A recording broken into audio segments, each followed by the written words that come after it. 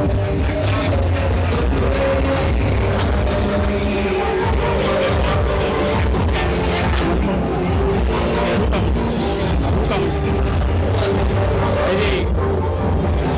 మరొక బెలూన్ మైదానంలో బెలూన్స్ అనేవి కూడా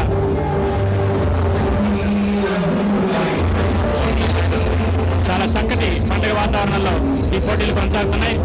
నెక్స్ట్ జన టాలీవుడ్ T20 ఈవెంట్స్ అందరూ కూడా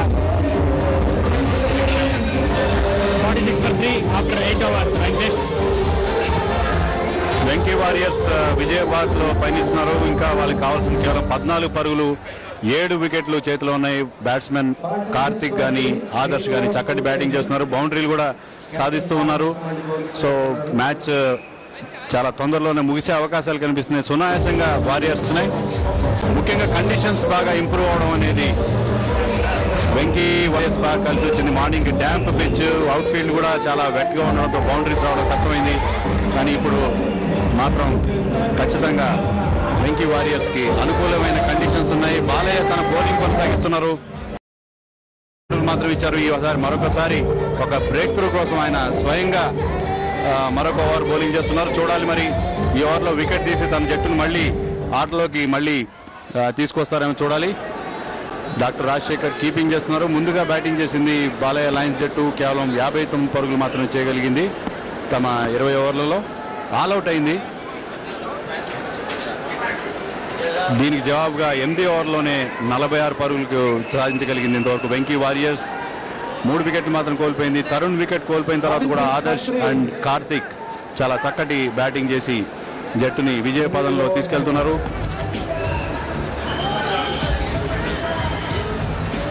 బాలయ్య బౌలింగ్ చేయడానికి సిద్ధపడ్డారు కానీ ఎంపైర్ ఆపడం జరిగింది. వాటిలో చిన్న విరామం. బాలయ్య ఇప్పుడు రెడీగా ఉన్నారు. సార్ ఫుల్ టాస్, దాన్ని స్క్వేర్ లెగ్ దిశగా ఆడి ఒక సింగిల్ సాధించాడు ఆదర్శ్. స్కోరు 47 పరుగులకు చేరుకుంది.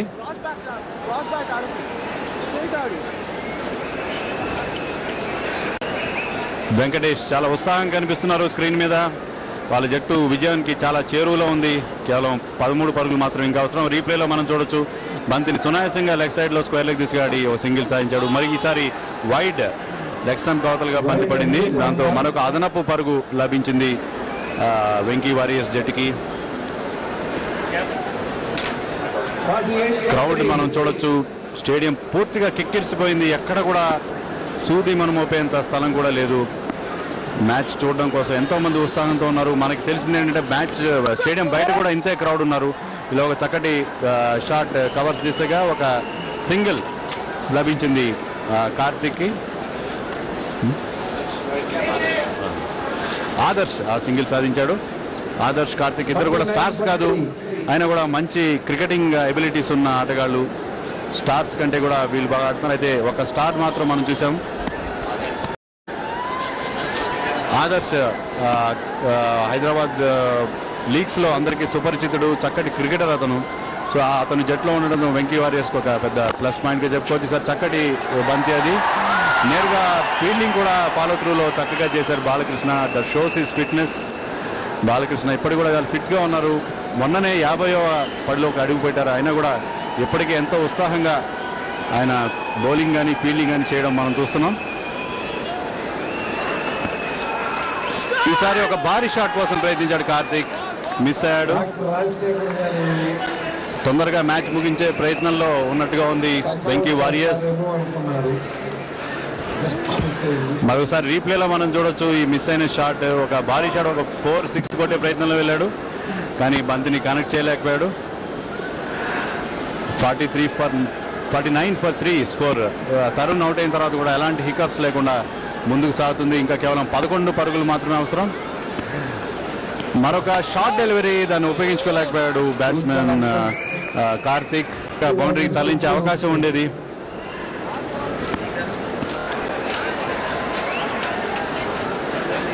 క్రౌడ్లో మనం మరికొందరు ఆర్టిస్టులను చూడొచ్చు మనం.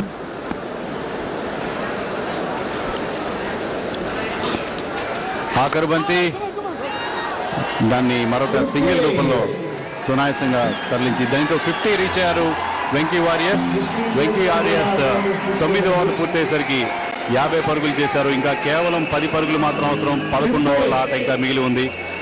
మనతో పాటు మిమిక్రీ ఆర్టిస్ట్ భవిని రవి ఉన్నారు. రవి గారు చెప్పండి, మార్నింగ్ మ్యాచ్ కి ముఖ్య అతిథిగా చంద్రబాబు నాయుడు గారు వచ్చారు. ఆయన 4 గంటలు గెలిచినా బాగుంటుందని చెప్పారు. మరి ఆయన ఫీలింగ్స్ గురించి మీరేమంటారు?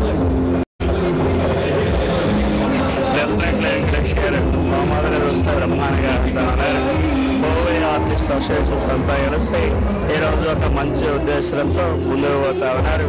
ఆ విధంగా పేద కళాకారులు ఆదుకోవడం కోసం, అదే మాదిరిగా పోలీసు వారికి సహకరించడం కోసం, ఇంకొకరిగా చూసినట్లయితే ఆ మాదిరిగా బ్రహ్మాండమైనటువంటి కారణాలతో ముందుకు పోతా ఉన్నారు. సుమ గారు కూడా బ్రహ్మాండంగా యాంకరింగ్ చేస్తా ఉన్నారు. ఆ విధంగా మూవీ ఆర్టిస్ట్ అసోసియేషన్లో ఉన్నటువంటి సినీ నటులు అందరూ కూడా బ్రహ్మాండంగా ఆడుతూ ఉన్నారు. ఏదేమైనప్పుడు కూడా ఎవరు గెలిచినా కానీ టోటల్గా మూవీ ఆర్టిస్టులు గెలిచినట్టుగా మనం అనుకోవాలి. ఆ మాదిరిగా ముందు చంద్రబాబు నాయుడు గారు ముఖ్య అతిథిగా వచ్చే అవకాశం ఉంది. ఆయన ఏ సందేశం ఇచ్చే అవకాశం ఉందంటారు?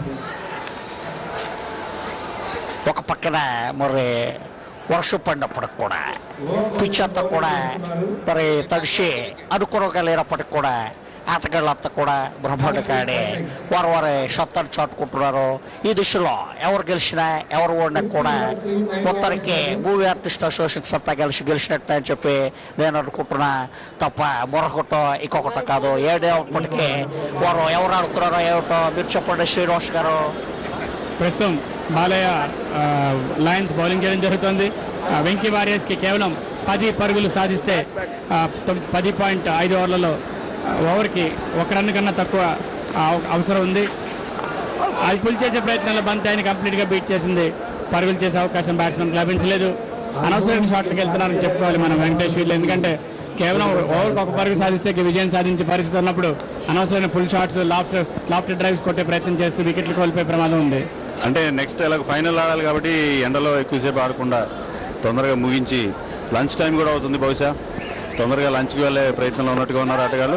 అయితే ఈసారి ఒక చక్కటి షాట్ అని చెప్పాలి. ఫీల్డర్స్ అందరూ కాస్త డీప్గా ఉన్నారు. జెంటిల్గా బంతిని పుష్ చేసి సునాయాసంగా ఒక సింగిల్ తీశాడు కార్తిక్. ఇక్కడ బాలకృష్ణ గారు ఒక స్ట్రాటజీ ఉపయోగిస్తే బాగుండేది. ఎందుకంటే ఇంకా కేవలం 10 runs ఉన్నాయి కాబట్టి ఫీల్డర్స్ అందరినీ 38 సర్కిల్ లోపు తీసుకొచ్చి సింగిల్స్ ప్రివెంట్ చేసి ఉంటే కొంచెం ప్రెషర్ ఉండేది బ్యాట్స్మెన్ మీద. ముందుకొచ్చి లాఫ్ట్ డ్రైవ్ కొట్టే ప్రయత్నంలో గాల్లో కొట్టడం కానీ, క్లీన్ బాల్గా కానీ, స్టంపింగ్గా కానీ అవుట్ అయ్యే ప్రమాదం ఉంది. కానీ అటువంటి ప్రయత్నం ఏమి ఫీల్డింగ్ కెప్టెన్ బాలకృష్ణ చేయట్లేదు. మరొక చక్కటి షాట్, 2 పరుగులు లభించే అవకాశం ఉంది. పెద్ద బంతి బౌండరీ లైన్ దాటి బయటకు పోవడంతో 4 పరుగులు లభించే బ్యాట్స్మెన్ కి కేవలం ఇంకా 5 పరుగులు సాధిస్తే ఈ పోటీలో వెంకీ వారియర్స్ బాలకృష్ణ అలయన్స్ మీద విజయం సాధిస్తారు. ఇంకా 10.3 ఓవర్లు అంటే దాదాపు 63 బంతులు మిగిలి ఉన్నాయి. కావాల్సింది 62 బంతులు మిగిలి ఉన్నాయి. తరుణంలో మరొకసారి రీప్లే చూడండి. ఫుల్ టాస్ ని ముందుకొచ్చి లాఫ్ట్ డ్రైవ్ కింద ఆయన కొట్టడం జరిగింది మిడామ్ రీజియన్ వైపు. మరొకసారి భారీ షాట్, ఈసారి స్ట్రైట్ లాంగ్ ఆఫ్ పంచ్ మీద 4 పరుగులు. Scores level 59 for 3. స్కోర్స్ అయితే లెవెల్ అయిపోయి కేవలం 1 పరుగు విజయానికి కావాల్సింది. 10 ఓవర్ల లోపే వాళ్ళు 59 పరుగులు సాధించడం నిజంగా విశేషం. లాస్ట్ వన్ విజయానికి కావాల్సింది వెంకీ వారియర్స్ కి. అంతటా ఉత్కంఠ నెలకొనుంది. వెంకీ వారియర్స్ టీం అందరూ కూడా బౌండరీ లైన్ దగ్గరికి వచ్చి నిలబడి ఉన్నారు. ప్లేయర్స్ అందరూ కూడా తమ బ్యాట్స్మెన్ ని చీర్ చేయడానికి ఆదర్శ్ చక్కటి బ్యాటింగ్ ప్రదర్శన చేస్తున్నారు. నిజమే శ్రీనివాస్, మరొక చక్కటి షాట్ ఆదర్శ్ ద్వారా ఇది కూడా బౌండరీకి వెళ్ళే అవకాశం. Venky warriors won the match against Balakrishna Lions by 7 wickets. 60 పరుగులకి 3 వికెట్లు కోల్పోయి 10 ఓవర్లలో కావలసిన 60 పరుగులు సాధించింది వెంకీ వారియర్స్. టీర్ గెలిచిన మనం చూస్తున్నాం టీవీ స్క్రీన్ మీద. హైదరాబాద్ లాల్ బహదూర్ స్టేడియంలో ఈ రోజు ఉదయం ప్రారంభమైన నెక్సోనా T20 టాలీవుడ్ ట్రోఫీలో ముందుగా టాస్ గెలిచిన వెంకీ వారియర్స్ జట్టు నాయకుడు వెంకటేష్ బాలకృష్ణ లయన్స్ ని బ్యాటింగ్ చేయడానికి ఆహ్వానించడం జరిగింది. నిర్ణీత 20 ఓవర్లలో 16.6 ఓవర్ మాత్రమే బ్యాటింగ్ చేసి బాలకృష్ణ లయన్స్ 59 పరుగులకే అందరూ అవుట్ అయ్యారు. వారిలో అత్యధికంగా జూనియర్ ఎన్టీఆర్ 25 పరుగుల పైగా సాధించడం విశేషం. ఆ తర్వాత బ్యాటింగ్ చేసిన వెంకీ వారియర్స్ 10 ఓవర్లు ముగిసే సమయానికి 3 వికెట్లు కోల్పోయి 60 పరుగులు సాధించి బాలకృష్ణ లయన్స్ పై విజయం సాధించి ఫైనల్స్ కి దూసుకెళ్లింది వెంకీ వారియర్స్ అని చెప్పుకోవచ్చు. మన టీవీ స్క్రీన్స్ మీద చూస్తున్నాం. బాలయ్య లయన్స్ ప్లేయర్స్ అందరూ కూడా జూనియర్ ఎన్టీఆర్ బాలకృష్ణ అందరూ కూడా వెంకటేష్ ని అభినందించడం మనం చూస్తున్నాం. మంచి ప్లేయర్స్ తో ఉన్న వెంకటేష్ జట్టు 7 వికెట్ల తేడాతో బాలకృష్ణ లయన్స్ తో విజయం సాధించింది. భోజన విరామ సమయం తర్వాత పోటీ చిరు చిటాస్ నాగ్ కింగ్స్. ఇది మరొకసారి విన్నింగ్ షాట్ మనం చూసుకోవచ్చు. ఈ సింగిల్ తో వారు 7 వికెట్ల తేడాతో బాలయ్య లయన్స్ మీద విజయం సాధించింది. వెంకీ వారియర్స్ మధ్యాహ్నం చిరు చిటాస్ నాగ్ కింగ్స్ మధ్య పోటీ జరుగుతుంది. మ్యాచ్ స్కోర్ బోర్డ్ కానీ మనం చూస్తే ఆదర్శ్ ఓపెనర్ గా వచ్చాడు, చాలా చక్కటి బ్యాటింగ్ చేశాడు. 53 బంతులు ఎదుర్కొని